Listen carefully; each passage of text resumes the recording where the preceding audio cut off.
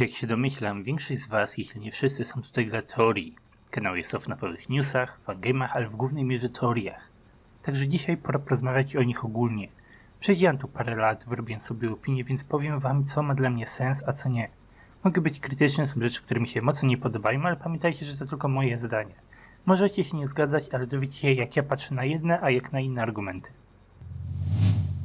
Kiedy tworzysz teorię, ważnym pytaniem jest, jakie ma to znaczenie? Nie lubię, kiedy ludzie budują dużą teorię, która nie prowadzi do niczego ważnego. To może być spoko, kiedy mówimy o headcanonach, czyli osobistym spojrzeniu na fabułę, a także o nieistotnych wątkach w grze. Warto pospekulować sobie o Mediocresach, o Chica's Party World, bo w najlepszym przypadku te rzeczy robią nam drobne backstory. To są mało istotne, nieszkodliwe teorie i tutaj warto sobie pospekulować. Problem pojawia się, kiedy robimy dużą teorię bez żadnego celu. Na przykład żona Williama nawidza Balory. Nieważne, czy to jest prawda, czy nie. Na nic to nie wpływa, teoria do niczego nie zmierza. Ludzie doszukają się nawiązań w słowach Balory, ale ani jeden wątek się tutaj nie pokrywa, ani niczego nie wprowadza. Możemy się zastanawiać, czy Balora to sztuczna inteligencja, czy nawiedzony robot, jasne. Ale głębsze teorie są naprawdę pozbawione sensu. Tak samo Mangle to pies. Czy Mangle miała kiedykolwiek związek z jakimś psem? Czy William zabił psa? Czy został pies gdziekolwiek pokazany? Mamy ambient psa we FNAF 4, mamy jednego psa w minigierce FPS, ale żaden z nich nie ma związku z Mangle. William zaciągnął dziewczynkę do safe roomu, obiecując jej psa i ją zabił. Psa nie było.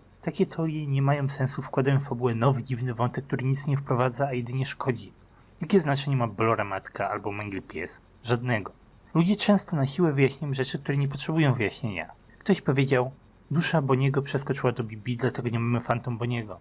To dosyć długi ciąg wydarzeń bez żadnego znaczenia. Czy wyobrażacie sobie, żeby Scott to tak sobie wymyślił? Czy coś na tym zyskuje? Nie, to jest tylko przekombinowany scenariusz, którego Phantom Bonnie nie potrzebuje. Jest dużo innych takich rzeczy. Fabuła FNAF nie potrzebuje wyjaśnień na wszystko. Nie musimy wiedzieć, co z rączkami Wither Tricky, czemu William używa Bonniego, a nie Freddy'ego, albo czemu dzieciak narysował ten specyficzny obrazek.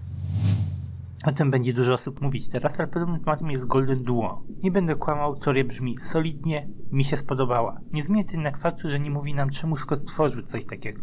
W całokształcie FNAF-a widzimy tylko jedno dziecko w Golden Freddy, jedno dziecko w Happy's Day, jedno w Give Life, jeden chłopak, który nie powinien był zostać zabity w Ucenie. Historię Candy Kadeta mówimy o 5 złączonej w jedno, nigdy o 6, nigdy nawet o 2. Golden zawsze był jednym dzieckiem. Scott nigdy nie sugerował nam dwóch postaci w jednym ciele.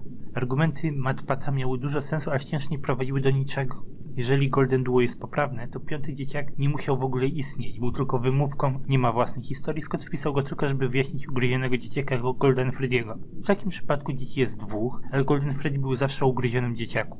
5. dzieciak jest, ale nie ma znaczenia. MatPat ładnie to wyjaśnił przez Fazbear Frights, Logbook, inne nawiązania, ale nie podoba mi się to w całokształcie. Fajnie brzmi koncept, że Plushbear jest 5. dzieciakiem, dał ugryzionemu dzieciakowi drugie życie we własnym ciele, ale nie rozwija się to nigdzie dalej. Golden Freddy to zawsze jedna osoba. It's me. Golden Duo to teoria kompromis, a takich bardzo nie lubię. Nie musimy się pogodzić, musimy znaleźć poprawną odpowiedź. Kompromisy nigdy nie działały w fabule FNAF.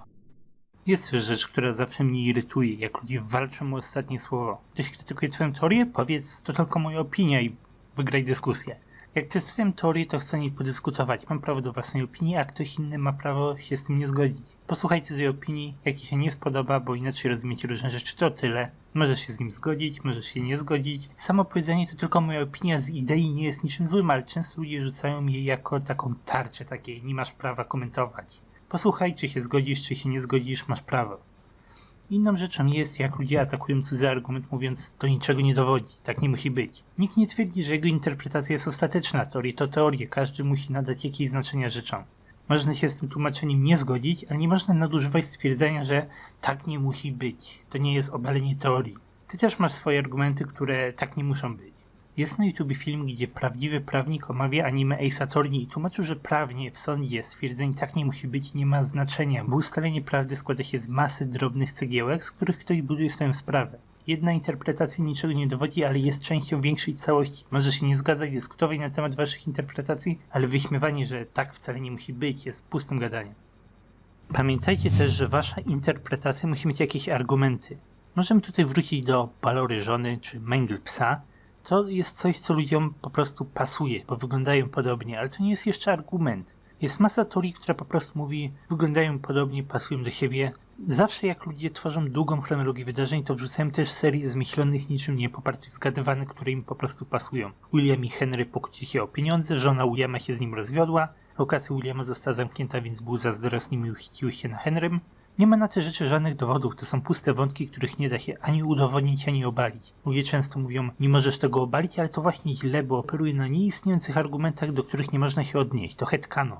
Jeśli czegoś nie można nawet spróbować obalić, to jest błędne. Innym przykładem teorii bez argumentów to teorie na bazie książek. W książce pojawia się robot, więc w grach musi być ten sam robot. To teoria bez argumentów. Jeśli chcecie mieć tego samego robota w grach, to musicie udowodnić go używając argumentów z gier. Może Scott dodał go do książek, żeby zwrócić na niego uwagę, ale to by oznaczało, że argumenty w grach istnieją. Musisz wyjaśnić komuś swoją postawę bez używania argumentu, ale tak było też w książce. Jeżeli nie da się czegoś wyjaśnić tylko argumentami z gier, nie ma tego w grach. I punktem kulminacyjnym odcinka będzie wątek z miniaturki. Musimy wrócić do pudełka. Po angielsku mówi się think outside the box, po polsku mówi się po prostu o myśleniu nieszablonowym. Nie rozwiązaliśmy FNAF 4, więc ludzie zaczęli myśleć nieszablonowo, ale to nie jest dobry kierunek. Spójrzmy na odpowiedzi, które już dostaliśmy. Odpowiedzi we FNAFie są strasznie szablonowe, strasznie proste. Problemy w fabule są takie, że mamy za mało danych, ale rozwiązane wątki są zawsze bardzo proste. Było dużo marionetki, ja uważam, że marionetka to ugryziony dzieciak. Prawda okazała się taka, że marionetka to po prostu dziecko z minigierki, nie było żadnego twista w tej minigierce. Wszystko wydarzyło się dokładnie tak, jak widzieliśmy, nie było nic więcej.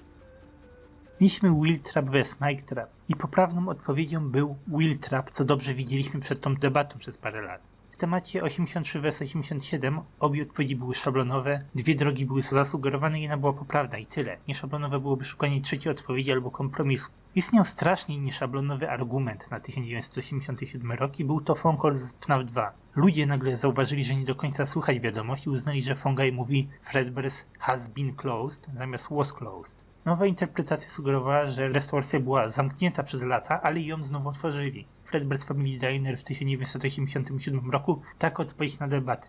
To było strasznie nieszablonowe myślenie i wiemy, co się stało później. Teoria była błędna. Nieszablonowe teorie są z reguły błędne, bo Scott nie szalał z drobnymi podpowiedziami na ogromne twisty. Scott robi proste twisty. Drugie ugryzienie w 1983 roku to prosty twist. Gra była pełna argumentów na 1983 rok i nie było to nic nieszablonowego. Jest masa nieszablonowych teorii. Są teorie, że William to syn Henry'ego. Mike jest według mnie nieszablonowy, bo jest chilnym twistem na dawno ustalonych zasadach. Widziałem teorię, że FNAF 3 dzieje się w 2017 roku, bo opis FNAF 3 mówi 30 lat po zamknięciu Freddy's i okropnych wydarzeniach z tej lokacji, ale we FNAF 1 nic złego się nie wydarzyło, więc musi chodzić o morderstwa z FNAF 2, więc 2017. Strasznie nieszablonowa, wywalona teoria, nie lubię czegoś takiego. Scott nie miał powodu, żeby tutaj wrzucić taki duży twist, a ludzie doszukują się twistów w najdrobniejszych szczegółach. Tyle mam do powiedzenia, nie lubię czegoś takiego. Ja staram się szukać prostych odpowiedzi. Nie ma ich bota, żadnego Henry to Jeremy, żadnego dużego twistu. Zmęczyły mnie takie rzeczy. Jest też taka różnica, bo Mike Trap stwierdza, że wszystko, co do tej pory wiedzieliśmy, to kłamstwo. Ale twist z eksperymentami z koszmarami w Sister Location po prostu wyjaśnia wątek, którego nie rozumieliśmy. Remnant w FFP się nie otwiera nam oczu na kłamstwa, ale rozwija wątek z poprzednich gier, wyjaśnia nawiedzenie w dokładniejszy sposób. Henry jako ojciec marionetki po prostu podaje nam rodzica, którego nie znaliśmy. Widzieliśmy, że jakiś rodzic jest, ale nie wiedzieliśmy, kim on jest. Mike Trap próbował zburzyć przeszłość, a inne rzeczy albo dodawał do przeszłości, albo odpowiadał na pytania, które nigdy nie były zadawane. Po prostu nigdy nie rozumieliśmy FNAF 4. W teoriach ważne jest też spojrzenie na poprzednie gry. Teorie o Henrym są strasznie problematyczne, że Henry to Jeremy, że Henry to stróż z trójki, bo nawet jeżeli są jakieś dowody, nie było ich w pierwszych grach. Henry nie istnieje jako postać we FNAF 3. Scott z 2015 roku nie miał pojęcia, kim jest Henry. Marionetka była córką nieznanego mężczyzny, nic nie insynuowało, że ojciec jest ważny. Scott to później rozwinął i ojciec marionetki stał się właścicielem Freddy's. Wcześniej tego nie mieliśmy. William nie zabił tej dziewczynki z głębokim motywem, bo Henry nie istniał, kiedy Scott pokazywał nam tą minigierkę. Henry tak czy tak istnieje tylko dla swojego monologu, żeby był narratorem i wyjaśnił trochę.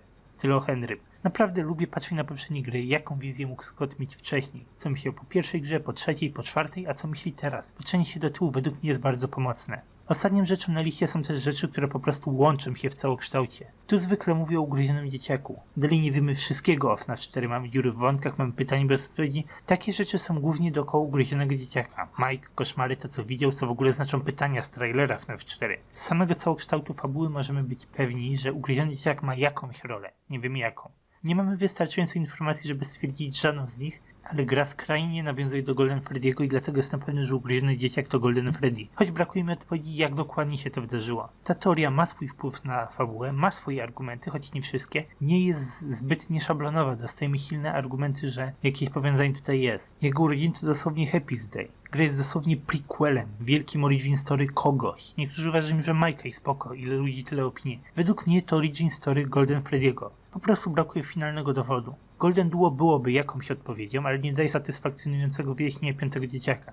I tyle ode mnie na dzisiaj. Tak, ja tworzę teorie, wokół takich rzeczy się poruszam, te mnie przekonują, a te nie. Dziękuję za oglądanie i oczywiście zapraszam do komentowania, nie będę się z wami kłócił, że to tylko moja opinia. Powiedzcie, jakie wy macie opinie, a jeżeli kogoś coś przekona, to dobrze dla niego. Chętnie podyskutuję.